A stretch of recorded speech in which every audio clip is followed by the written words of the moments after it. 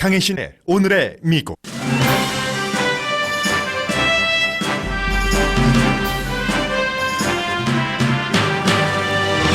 트럼프 대통령이 70평생 최대의 코너에 몰렸다는 게 정치 법 전문가들의 판단입니다. 뉴욕 연방검사와 특별검사의 수사 발표 결과 트럼프 대통령과 러시아 사이의 정치 비즈니스 접촉이 알려진 것보다 훨씬 깊고 증거도 확보된 것으로 전해집니다. 트럼프 대통령은 범죄 대상자로 분리됐고 대통령 선거 캠페인 동안 딸 이방카를 포함해 측근 가운데 적어도 16명이 푸틴과 가까운 러시안들과 접촉한 것으로 밝혀졌습니다. 대통령 탄핵 얘기가 나오지만 대통령 탄핵은 대부분 민주당도 원치 않습니다. 그럼에도 불구하고 미국 역사상 처음으로 수감되는 대통령이 나올 수 있고 차기 대통령이 사면할지에 대해서까지 얘기될 정도로 사태가 심각합니다. 자신에게 불리한 상황은 모두 거짓이라고 대응하고 있는 트럼프 대통령은 백악관과 행정부 인사 교체를 시작으로 반전을 모색합니다. 그러나 워싱턴에서 가장 인기 있는 직업인 백악관 비서실장이 되겠다는 사람조차 확보되지 않고 있습니다.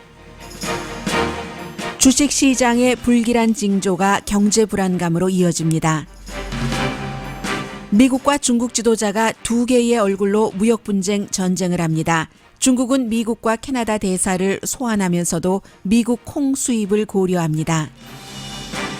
아르헨티나 대통령이 트럼프 대통령이 아르헨티나 대통령 대선 캠프를 돕겠다면서 페덱스로 체크를 보냈는데 부도가 났다는 말을 한 것으로 전해집니다.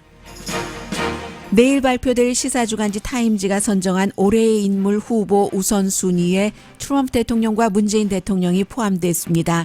김정은 위원장 이름은 없습니다. 하루에 30분 내지 40분 오랜 기간 운동을 하면 시니어라도 심장은 30년, 근육은 50년 젊다는 보도가 월요일 아침을 즐겁게 합니다.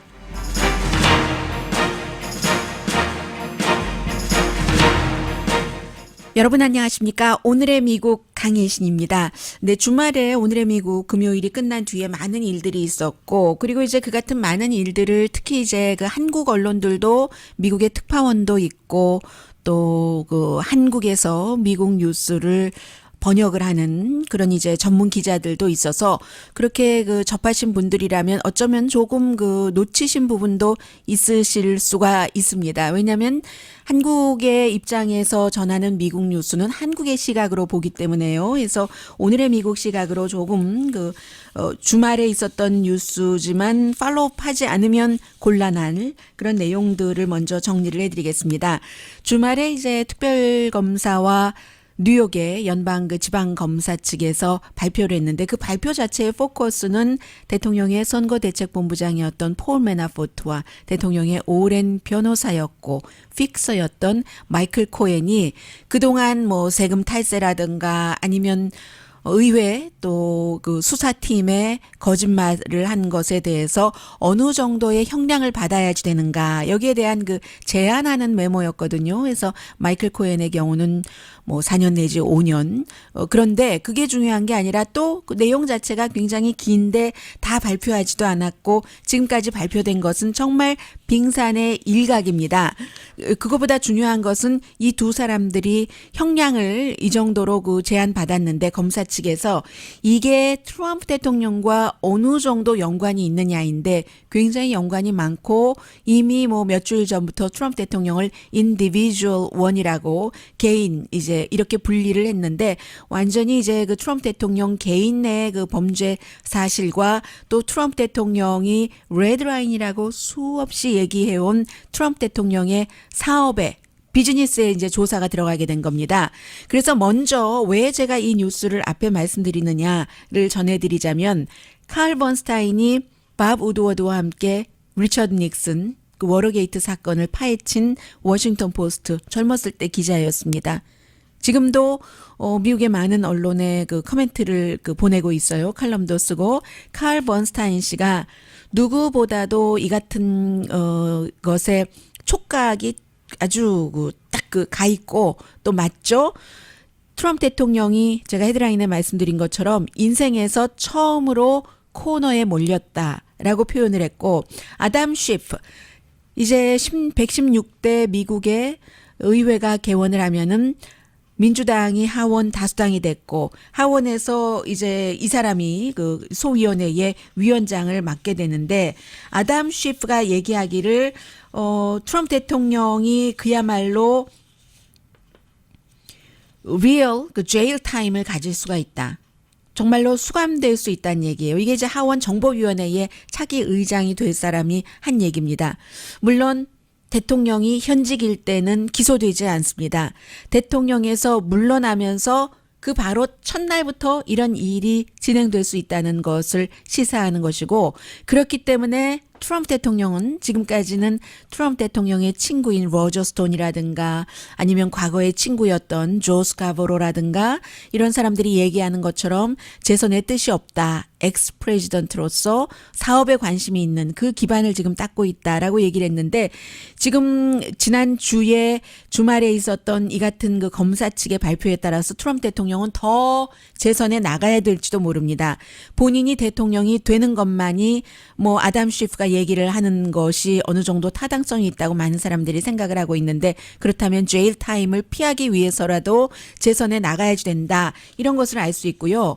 또 하나 중요한 것은 크리스 크리스티 전 뉴저지 주지사였고, 트럼프 대통령 그 인수위원회 그 시절부터 정말로 뭐 법무장관도 하고 싶었고 뭐도 하고 싶었고 다 하고 싶었지만, 이 사람이 검사였었을 때 트럼프 대통령의 사위의 아버지, 자레드 쿠슈너의 아버지를 기소한 사람이기 때문에 쿠슈너가 그것은 못 본다 해서 결국은 뭐 인수위원회에서도 떨려나고 다 뭐 법무장관도 못 되고 했잖아요.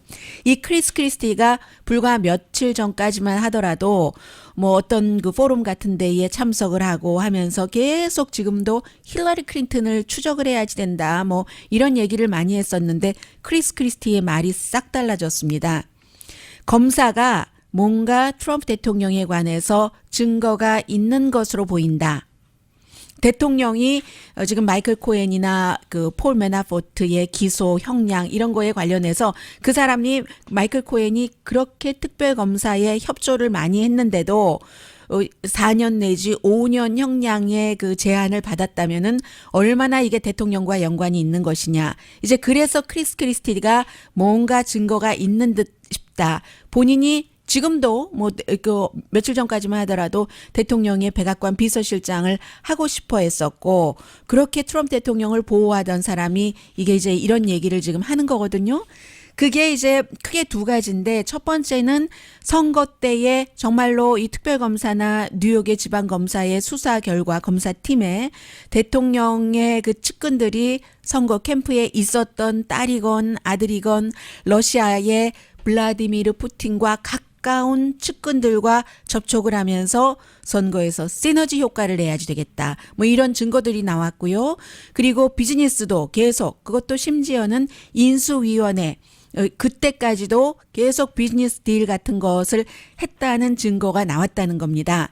특히 이제 또 마이클 코엔의 경우는 가장 뭐 가벼워 보일 수도 있는 것이 무겁게도 갈 수 있는데, 트럼프 대통령과 잠을 잤다는 여성들에 대해서 입막음용 돈을 준 것, 그 돈을 준 것이 다 트럼프 대통령의 지시에 의해서 줬다는 거죠.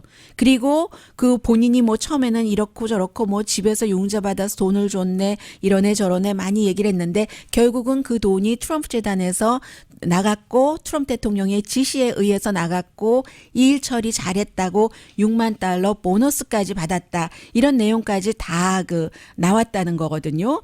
그렇기 때문에 트럼프 대통령 자신은 대통령인 당시에는 기소될 수 없지만, 대통령에서 떨어져 나가고 만약에 그 데이 1부터 기소될 수가 있고, 지금도 트럼프 대통령이 트럼프 재단을 내 관여를 하고 있는 것이고, 자녀들은 전혀 보호받지 못합니다. 이방카 트럼프나 또 트럼프 대통령의 아들, 뭐 아들이야 트럼프 타워에서 러시안들을 만났고요. 전혀 이게 이제 그 법적으로 보호받지 못한다는, 그렇기 때문에 워러게이트 사건을 추적을 하고 보도를 하고 결국은 리처드 닉슨이 물러날 수밖에 없었던 그 일을 주도했던 칼 번스타인 기자 같은 사람이 트럼프 대통령이 인생에서 처음으로 코너에 몰렸다라고 표현을 하는 겁니다.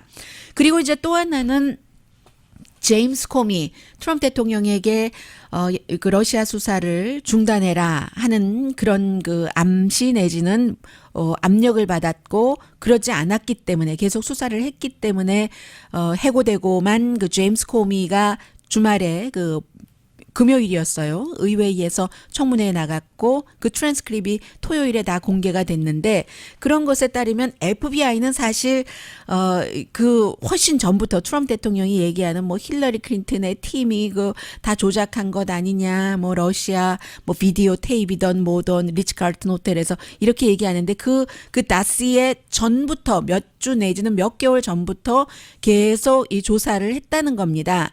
그래서 이제 뭐 그 여러 뭐 많은 그 트럼프 대통령의 워싱턴 포스트는 14명이라고 보도를 하고 CNN은 16명이라고 보도를 하고 있는데 그런 그 가족 캠페인 본부 사람들 트럼프 친구들이 러시아 사람들을 만났는데 어떤 사람이냐면요. 러시아 대사도 있었고 러시아 부총리 팝스타 올림픽 역도 선수 이 사람이 이제 와이프와 또 다시 그 이방카와도 연결을 하고 이방카가 또 마이클 코엔 트럼프 대통령 변호사에게 또 연결을 하고 이 역도 선수가 트레이닝 장비 같은 것도 팔고 옷도 팔고 그 어떤 그 피트니스 프로그램도 팔고 하는 사람이거든요.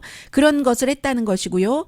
뭐 군 출신 러시아 정보 당국자 푸틴과 가까운 사람들이 이렇게 트럼프 대통령의 딸, 아들, 측근들을 대통령 선거 캠페인할 때도 그렇고 인수위원회 그 시절에도 만났다는 겁니다. 그리고 이제 그 허쉬머니 준 것에 대해서는 이게 캠페인 기부법 뭐 이런 것에 선거법에 또 위배가 되기 때문에 결국은 이제 트럼프 대통령이 코너에 몰렸다는 건데 이에 대해서 트럼프 대통령은 뭐 결정적인 단서가 없네. 이 발표를 보더라도 나는 무죄라는 게 증명이 됐어. 러시아 내통은 없어. 그 페이크 뉴스야라고 얘기하면서 스모킹 건이 없네. 이 스모킹 건은 뭐 저도 스펠 자주 틀리고 숫자 자주 틀려서 뭐 이런 말씀 드리기는 뭐합니다만 뭐 이것도 하나의 뭐 격가지 뉴스예요. 스모킹 건이 없어 하면서 스펠을 계속 틀리는 거예요. 대통령이 스모킹이 연기 나는 스모킹인데 주름 장식할 때 C자를 하나 붙여서 스모킹 건이라고 그 첫째 주, 두 번째 줄에도 세 번째 줄에도 지난 여름에도 그랬었어요.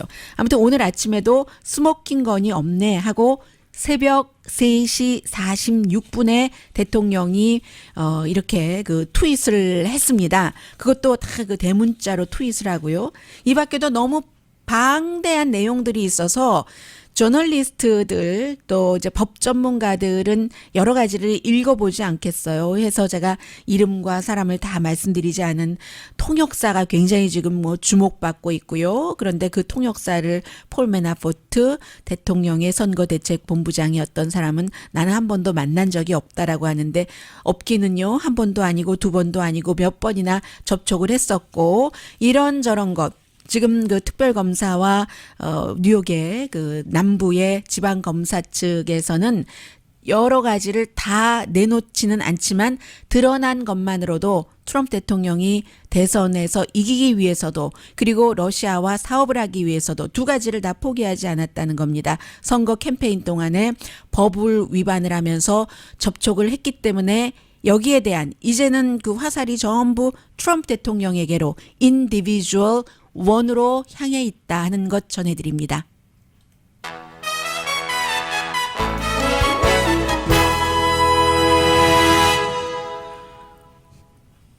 이 가장 인기 있는 직업. 지금 한국도 뭐 조국 수석 문제가 있어서 결국은 그 문재인 대통령이 다시 감싸 안았고 미국에서도 워싱턴에서 제일 인기 있는 직업이 비서실장이거든요. 뭐 조국 수석은 비서실장은 아니지만요. 그런데 이것을 지금 하겠다는 사람이 없고 원래 할 것으로 졌던 사람도 나 안 하겠다라고 얘기를 하기도 하고 그 밖에 또 다른 나라에서 미국 대통령과 연관된 가십이라면 가십일 수도 있고 중요하다면 중요하다고도 보여질 수 있는 그런 내용들 전해드립니다. 라디오 서울 방송 오늘의 미국 듣고 계십니다. 네, 미국에서 하나의 특징이 있다면 꼭 뭐 이 사람을 예를 들어서 말씀드리려고 하는 게 아니라요. 부자들이 아이를 많이 낳습니다. 그리고 또 역시 이 사람을 예를 들어서 말씀드리려고 하는 게 아니라 젊은 사람들이 뭔가 아이를 낳으려고 하는데 또 잘 안 되거나 하면은 마음 먹은 대로 그러면 이제 또 그 현대 의술의 도움을 의학의 도움을 받아서 아이를 낳기도 하죠. 잘 모르겠어요. 36살인데 6살 미만 새 쌍둥이의 아버지입니다. 닉 아이어스라는 지금 마이크 펜스 부통령의 비서실장인데 제가 금요일에 방송할 때도 아마 존 켈리 금요일에 방송할 땐 사실 존 켈리까지는 언급하지 않았네요. 대통령이. 그렇지만 모든 사람들이 존 켈리 비서실장이 올해 그만둘 것으로 생각을 하고 있었고요. 그리고 토요일에 대통령이 또 직접 얘기를 했습니다. 존 켈리 올해 말까지만 나의 비서실장으로 일을 한다. 그리고는 사람들이 부통령의 비서실장이 이 젊은 36살 지금 이방카 트럼프와 자레드 쿠슈너가 밀고 있는 사람이거든요. 비서실장이 될 것이다 했는데 결국은 본인이 나 안 하겠다라고 발표를 해버렸습니다. 왜냐하면 뭐 아이들이 너무 어려서 그렇다. 그 한시적으로 다른 그 비서실장을 임기가 2년 남았으니까요. 구하기 전 1기 임기가요. 구하기 전까지만 하겠다 했는데 대통령은 2년을 다 채우기를 원한다는 얘기예요. 그래서 이제 여러 가지 얘기들이 오고 갔는데 결국은 뭐 이 사람은 돈 많이 버는 데 가네요. 이 프로 트럼프 슈퍼팩으로 조지아주 그것도 그쪽으로 가니까 지금도 돈 많은 사람이에요.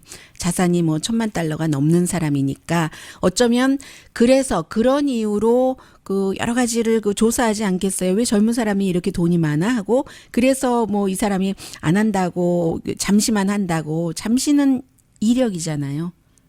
워싱턴 DC 최고의 이력이 대통령 비서실장 그랬다 이렇게 분석하는 것도 있고 기본적으로는 뭐 기간 때문에 안 한다라고 얘기를 하는데 그러면 이게 막 비서실장을 하겠다는 사람이 여기저기서 나와야지 되는데 그렇지 않은 겁니다. 해서 일단 누구냐를 말씀드리고 왜 그렇지 않느냐를 말씀을 드리겠습니다. 뭐 대통령은 뭐 예산국장도 생각을 하고 있고 노스캐롤라이나의 아주 그 대통령에게 충성을 다하는 하원 의원도 마크 메도 의원은 막 하고 싶다 하는데 트럼프 대통령이 글쎄 not sure 정도 또 재무장관 스티븐 무누스틴은 물망에 오르지만 본인이 또 원치 않아요. 무역대표 로버트 라이트하이저도 이름이 오르고 있습니다만 이 사람은 지금 백악관에서도 원치 않습니다. 왜냐하면 뭐 중국과의 무역 분쟁에 책임을 맡고 일을 해야지 되니까 강성이고요. 크리스 크리스티 좀 전에 말씀드렸던 뉴저지 전 주지사 이름도 지금 나오고 있고 하기는 하는데 이 특별하게 지금 백악관의 예산국장도 별로 그 관심 없어 한다는 얘기거든요. 이 무역대표 같은 경우는 이제 빼기 힘드니까 그렇다고 하고 왜 이 닉 아이어스 대통령 부통령의 비서실장이 나 못하겠습니다 했느냐 이게 또 다른 사람도 크게 원치 않는 그런 이유일 수도 있죠. 왜냐하면 지금까지 그 비서실장이 2명이었는데 두 사람 다 지금 굴욕적으로 나가잖아요. 한 사람은 정말 공화당에서 중요한 일을 맡고 있었던 무슨 전국위원회 위원장까지 지냈던 라인스 프리버스 같은 경우도 대단한 굴욕을 많이 겪었어요. 심지어는 프란치스코 교황을 만날 때 또 멜라니아 트럼프 여사가 카톨릭 신자이기 때문에 아주 중요하게 생각을 했었죠. 바티칸에 가서 그 미팅을 그때 이방카 트럼프도 갔었고요. 그때 대통령의 비서실장이 그렇게 교황을 만나고 싶어 했는데도 딱 뺐잖아요. 빼서 못 만나게 하고 뭐 그런 일들 그런가 하면 처음에 모셔갔죠. 이 존 켈리 비서실장을 뭐 해병대 사성장군 출신이다. 나는 군인이 좋다. 뭐 이러면서 그런데 지금 존 켈리도 대통령과 말도 안 하는 사이고 굉장히 아무튼 그렇습니다. 그래서 이게 어떻게 될까? 그리고 또 대통령이 예측하기 힘들기 때문에 일하기가 너무 어렵다는 거죠. 또 무시당하기도 하고 미션 임파서블. 지금 대통령의 비서실장은 이렇게 얘기하는 사람들이 굉장히 많고요. 그리고 이제 기본적으로 굉장히 재선을 치른다면은 터프한 재선을 치르는 대통령의 비서실장이 돼야지 되고 또 민주당이 다수당이 되면서의 정치 환경, 특별검사에 앞서 전해드렸던 그런 여러 가지의 수사, 이미 존 켈리 비서실장도 특별검사의 조사 내지는 수사를 받았다고 하고요. 그러니까는 누구도 별로 좋아하지 않을 자리인 것도 있고, 그러나 또 다른 의미에서 이제 본인의 정치적인 야망 같은 것이 굉장히 큰 시점에는 원할 사람도 있겠죠. 원한다고 또 되는 게 아니잖아요. 백악관에서도 원해야 되니까 지금 사람 찾기가 좀 힘들다 하는 것이고, 특히 지금 부통령의 비서실장, 나는 단기간은 하지만 장기간은 못하겠다 하는 것을 표면적인 이유로 하면서 백악관을 떠나는 이 사람의 경우는 그동안 백악관에서 존 켈리 비서실장을 싫어하는 사람들이 많았던 겁니다. 많았다기보다 싫어하는 사람이 있었는데, 싫어하는 사람들이 또 대통령의 딸과 사위였기 때문에 처음에 딱 들어가자마자부터 나를 통하지 않고는 아무리 아빠 장인이라도 만날 수 없어 했었던 사람이 존 켈리였잖아요. 나중에 뭐 흐지부지 되고 말았지만, 그런 이유부터 시작해서 이방카 트럼프와 자레드 쿠시너가 존 켈리 비서실장을 굉장히 싫어합니다. 그래서 아빠와 그 장인에게 계속 젊은 사람이 필요하다, 새 시대에는 해서 36살에 부통령 비서실장을 그 자리에다가 옮기려고 한 거잖아요. 그럼 동년배잖아요, 전부. 쿠시너보다는 뭐 한두 살 아래겠네요. 그래서 이 사람이 내가 그동안 지금 뭐 대통령도 나를 따로 불러서 존 켈리 싫다고 하고 비서실장 하라고 하고 이방카와 자레드 쿠시너도 나에게 그렇게 얘기를 했는데, 이제 와서 보니까 내가 이용당한 거 아니야?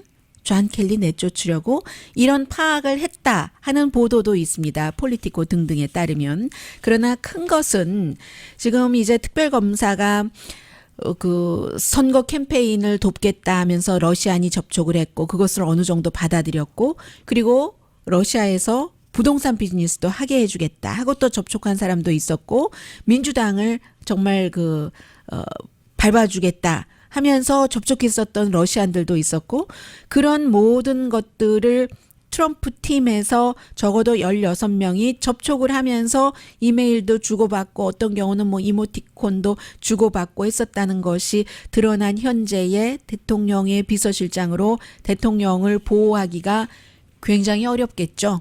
그래서 아주 누가 비서실장을 하든지 아주 쉽게 기꺼운 마음으로 하기는 어려울 것 같고요. 적절한 사람 찾기도 쉽지는 않아 보입니다. 그리고는 이제 워싱턴 포스트는 새로운 대통령을 만나서 팩트 체크하면은 워싱턴 포스트이거든요. 제가 왜 날마다 보면서도 사람이 참 그런 거 있죠. 예를 들어 어디에 자주 늘 가는데도 실제로 내가 그 길이라던가 그 집 이름을 모른다던가 하는 식으로요. 제가 자주 보는 그 사이트에 접속하기 위해서 저의 지금 휴대폰을 켜고 있습니다. 왜냐하면 저는 왜 그렇게 그런 것들을 기억을 잘 못하는지 모르겠어요. 자, 다 왔습니다. 네. 또 늘 그 팩트 체크 이렇게 보니까는요. 너무 이렇게 쉬운 것을 왜 기억을 못하는 거죠? 저는 politifact.com과 함께 워싱턴 포스트의 사실 체크도 아주 유명한데, 워싱턴 포스트는 대통령이 하도 그 사실과 다른 얘기를 많이 하기 때문에 새로운 레이팅 시스템을 만들 수밖에 없었다고 긴 기사를 썼던데요. 대통령은 본인이 뭐 아니다 하고 얘기를 하고 나중에는 그게 드러나면은 또 인정을 하잖아요. 인정을 하면서도 그 뒤에도 87번이나 또 사실과 다른, 말하자면 거짓을 얘기한 적도 있답니다. 그래서 이제 워싱턴 포스트에 보면 누가 거짓말을 많이 하는가, 피노키오의 그 코를 길게 늘어뜨려요. 그래서 누구 하는데, 이 시스템이 지금 뭐 1부터 4까지 스케일이 있었는데 그걸 이제 더 바꿨어야지만 된 11월 달 이후에 지금까지 취임 이후군요. 취임 이후에 11월까지 6,000개 이상의 거짓말을 했다고 하잖아요. 그런 것이고, 또 하나는 이 내용은 지금 워싱턴을 포함해서 아마 세계의 해외 토픽감으로 많이 활용이 될 것 같은데, 이 미국 대통령의 또 하나의 그 단면을 보여주는 것이기도 하고요. 며칠 전에 만났잖아요. 지지난주 주말이었습니까? G20 정상회담을 아르헨티나에서 했기 때문에 아르헨티나의 그 마우리시오 그 마크리 대통령, 트럼프 대통령보다 아래예요. 59살인가 하거든요. 59년생이니까 그런가요? 59살인가요? 생일은 지났고 59살인데 이 사람이 대통령이 된 게 이제 2015년이었잖아요. 그러니까 그 당시에는 트럼프 대통령이 대통령은 아니었었던 거예요. 두 사람의 관계 이번에도 나 오래전부터 만났다. G10 정상회담에서 당신 아버지 잘한다. 그때 내가 당신도 동석을 했었지. 뭐 이런 얘기를 주고받았는데 그랬습니다. 이 마우리시오 그 마크리 아버지도 부자예요. 부동산 개발업자입니다. 아르헨티나 대통령의 아버지 가요. 그래서 이제 트럼프 대통령이 대통령 아니었을 때 사업 관계상 이 세 사람이 아버지와 아르헨티나 대통령과 트럼프 대통령이 만났고 이제 그런 적이 있는데 그리고 나서 2015년도에 선거를 할 때 트럼프 대통령이 이 후보에게 마크리 후보에게 전화를 걸어서 내가 당신 캠페인을 돕겠다 하면서 돈을 기부하겠다는 얘기예요. 페덱스 봉투를 그 뒤에 며칠 뒤에 받았답니다. 체크가 들어있는데 그 체크에 대해서는 엑시오스와 인터뷰를 한 그 여러 사람이 얘기하기를 액수가 $500였다는 사람도 있고 $5,000였던 사람도 있는데 문제는요. 그게 바운스 나버렸다는 겁니다. 부도 났다는 거예요. 입금을 시켰는데 이게 어떻게 나오게 됐냐면 이 마우리시오 마크리 그 대통령이 본인은 이미 대통령이 되고 나서 이제 2016년도 8월 달이었으니까 트럼프 대통령이 대통령에 선출되기 몇 개월 전이죠. 그때는 누구나 다 힐러리 클린턴이 대통령이 될 것이라고 믿었으니까 그 당시에 존 켈리가 이 존 켈리 말고요. 백악관 비서실장 존 켈리 말고요. 그 케찹 회사 그 상속자가 그 와이프인 존 켈리 전 뭐 공화당의 대선 후보이기도 했고 존 켈리가 국무장관이었잖아요. 지금 그 마이크 폼페오, 렉스 틸러슨 전에 존 켈리 국무장관이 아르헨티나를 방문을 해서 마크리 대통령과 만났을 때 마크리 대통령이 존 켈리에게 해줬다는 얘기입니다. 트럼프가 그런 사람이었어 하면서 이제 트럼프 대통령 뭐 그때는 대통령 아니었지만 후보 막 흉내까지 내면서 이랬다는 거예요. 그래서 엑시오스가 이 내용을 보도를 했고 그 뒤에 이제 모든 언론이 다 인용을 했고 미국뿐만이 아니라 해외 언론까지 백악관의 이에 대해서 엑시오스가 이렇게 그 아르헨티나 대통령이 그 당시에 엑시오스는 그 3명 그 현장에 있었던 사람에게 말을 들었는데 아르헨티나 대통령이 그렇게 했다고 사실 확인해달라 하니까 백악관 코멘트하지 않았고요. 아르헨티나도 코멘트하지 않았습니다. 할 수가 없죠. 아르헨티나는. 미국과 잘못 지내서 좋을 게 뭐가 있겠어요. 그런데 그때 이제 트럼프 대통령이 그 후보였지만 후보도 아니었지만 사업가였지만 아르헨티나 대통령 선거에 기부하는 것은 불법이 아닙니다. 미국에서는 캘리포니아주 선거를 다른 주에서도 막 기부를 하잖아요. 그런 식으로 미국 사람이 이제 그 선거에 기부할 때는 불법이 아니었지만 사실 아르헨티나에서는 불법이거든요. 외국 사람들 돈을 받는 것을. 그런데 아르헨티나는 또 미국과는 다르죠. 아주 그 세비한 민주주의는 아니기 때문에 선거 자금을 누구에게 얼만큼 받았는가 하는 것이 보고되지 않죠. 그러니까 아주 이렇게 현 대통령도 2년 전쯤 되나요, 이제? 그렇게 미국의 그 한 정치인을 만났을 때, 그 트럼프라는 사람이 그랬어요. 하고 얘기를 할 수 있는 거죠. 이런 얘기들도 있습니다. 이제, 그게 이제 아르헨티나의 궁전에서, 가살로사나에서 2016년 8월 달에 있었던 그런 미팅에서 나왔던 얘기라는데, 많은 사람들이 오늘 이 얘기 하고 있습니다. 잠시 뒤에 정말 중요한 주식에 투자를 하지 않으시는 분들이라도 결국은 지금 어떠한 조짐으로 볼 수밖에 없는 것 같거든요. 주식시장 굉장히 내려갑니다. 오늘도 마찬가지예요. 전합니다.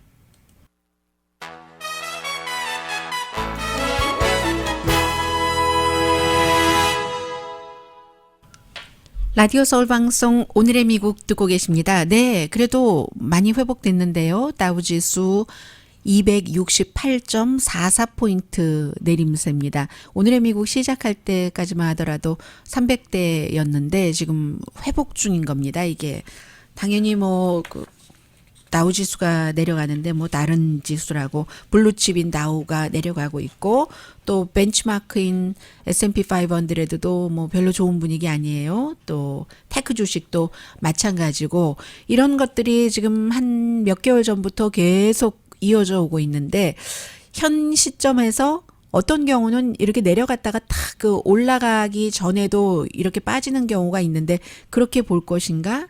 아닌가?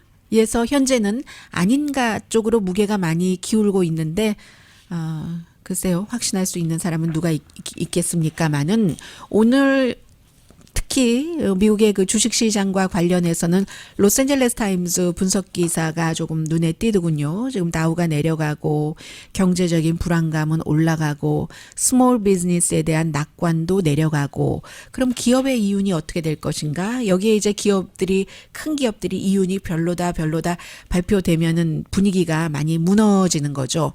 블루칩이 뭐 최근에 많이 내려갔고 다 마찬가지예요. 이 벤치마크인 S&P 500에도 피크가 올해 9월 그 말 정도 됐는데 그때보다 이제 10% 내려갔고 테크 주식도 뭐 뉴스 너무 많이 들으시잖아요. 애플부터 구글의 그 모회사인 알파벳까지 이러한 것들을 그 너무 많이 올라간 것이 조정되는 그 코렉션으로 보느냐? 뭐 부분적으로 코렉션일 수도 있지만 10년 동안의 불마켓이 끝난 것으로 본다라고 보는 사람이 조금 많은 것 같아요. 요즘에 그 풀백이 강해지기 전에 풀백이 아니라 경제 뭐 부동산 시장 제조업 뭐 이런 모든 것들이 다 나빠질 수 있다는 것에 한 표 던지는 사람들이 굉장히 많죠. 뭐 주변 환경이 그렇잖아요. 무역 전쟁, 오일 값도 오르락내리락 해, 이자율도 뭐 올라간다고 해. 게다 대고 가장 중요한 것 가운데 하나가 트럼프 대통령이 트윗으로 굉장히 그 어떠한 주식값을 올리기도 하고 내리기도 하고 하잖아요. 이런 것들이 굉장히 심각하기 때문에 2008년도 물론 2009년도 그때 이제 버블이 있고 서프라임 있고 했을 때 S&P 500가 57%까지 내려간 적도 있어요. 닷컴 버블이 있던 2000년도 초에 2002년까지 뭐 한 거의 50% 내려간 적도 있지만 1980년대에도요. 오늘 로스앤젤레스 타임즈가 상기시켜주고 있습니다. 10월 19일에 다우도 세 자리 숫자 508포인트 내려간 적도 있다. 그러나 이제 그 2006년도에 트럼프 대통령이 만약 선거에 그 당선이 되고 나서 사업가 출신이니까 규제도 완화하고 뭐 세금도 낮추고 하니까 좋을 거야 했던 그 투자가들의 낙관 다 이미 반영이 됐고요.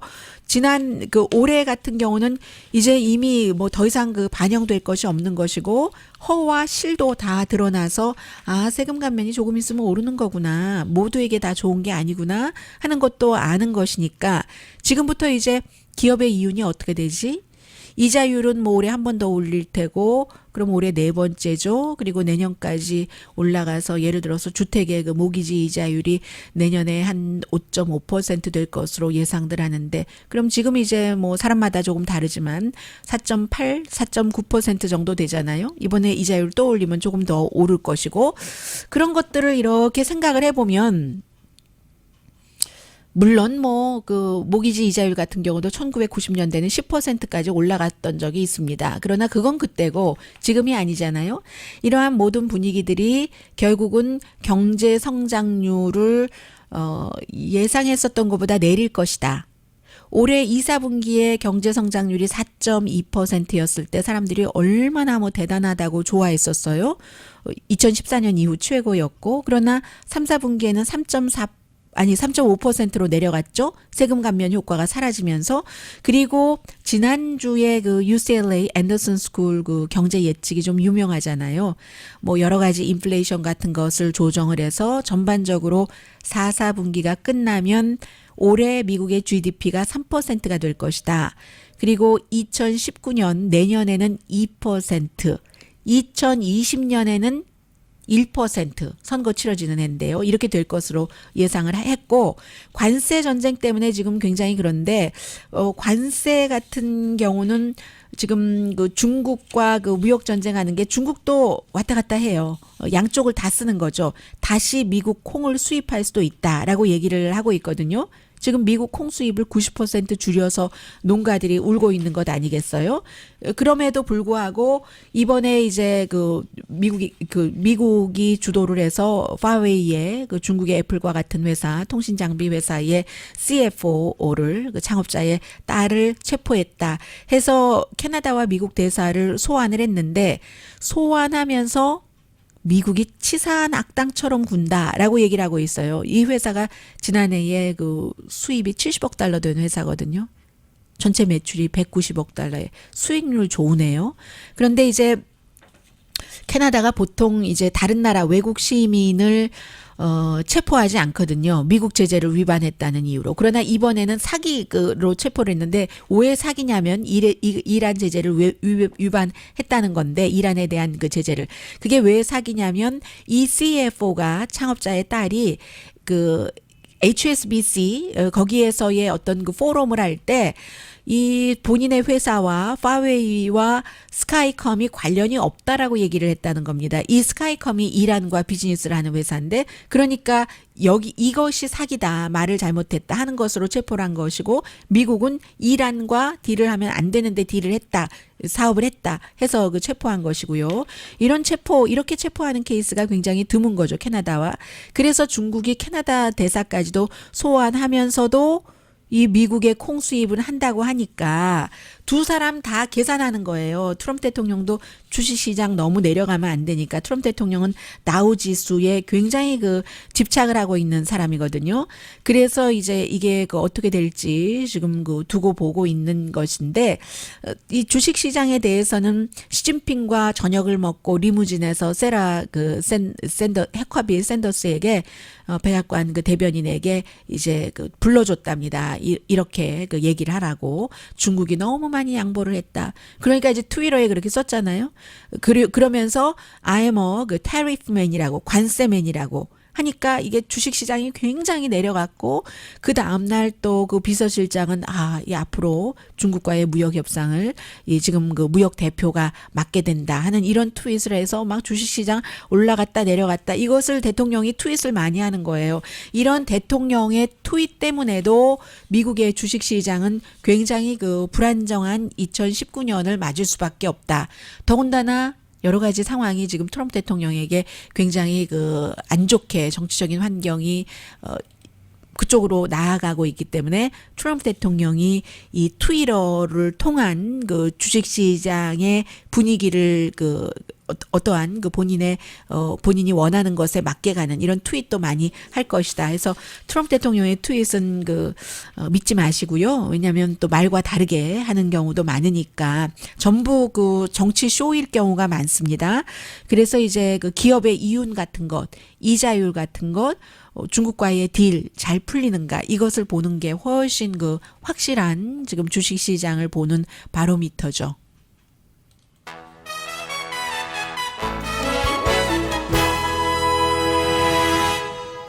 라디오 서울 방송 오늘의 미국 듣고 계십니다. 네, 지난 주말에 마지막 방송에서 시사주간지 타임 그 독자들이 뽑은 최고의 올해의 인물은 BTS다. 타의 추정을 불허하면서 2위와는 약간 차이였어요. 그랬는데 이번에는 시사주간지 타임이 여러 가지를 고려를 해서 좋건 나쁘건 세계에 큰 영향을 미친 인물 1927년부터 선정을 했습니다. 내일 발표하는데요. 지난해 기억나세요? 지난해는 침묵의 그런 그 사람들, 침묵을 브레이크한 사람들 해서 The Silence Breakers라고 했는데, 미투 무브먼트와 관련돼서요. 그런데 올해는 지금 10사람 나온 거 보니까 그 가운데 트럼프 대통령도 있고, 그리고 또 누구도 있습니까? 또 자말 카쇼기도 있고요. 또 문재인 대통령도 있고, 그 밖에 뭐 여러 사람들이 있는데 김정은 위원장은 없고요. 그런 정도입니다. 네. 인디아나주에 있는 그 볼 스테이트 유니버시티가 세 그룹으로 조사를 해서 NPR 등 여러 그룹이 보도를 하고 있는데, 75세 되신 분이라도 꼭 심각한 운동이 아니에요. 수영, 요가, 자전거는 물론이고 걷기도 하루에 30분, 40분 하면 심장은 30세 젊고 젊었을 때부터 그렇게 오래 하면은요, 근육은 50세 젊더라. 강혜신이었습니다.